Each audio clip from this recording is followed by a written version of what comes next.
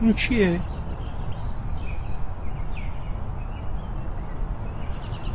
گنجشک.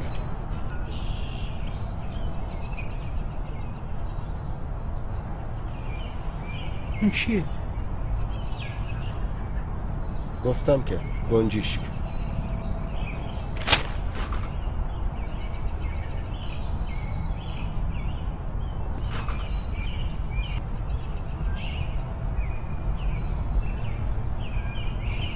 اون چیه؟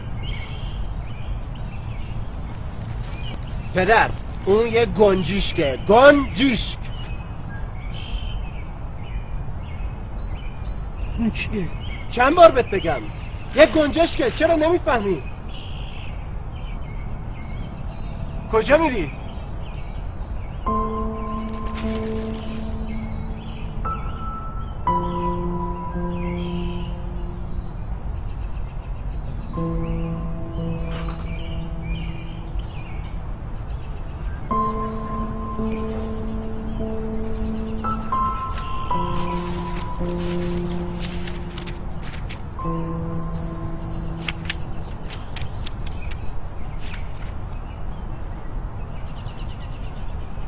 بلندتر. امروز پسر کوچک من که چند روز پیش 3 سالش شد همراه من در پارک نشسته بود که یک گنجشک جلوی ما نشست. پسرم 21 بار از من پرسید که اون چیه و من 21 بار به او جواب دادم که اون گنجشکه.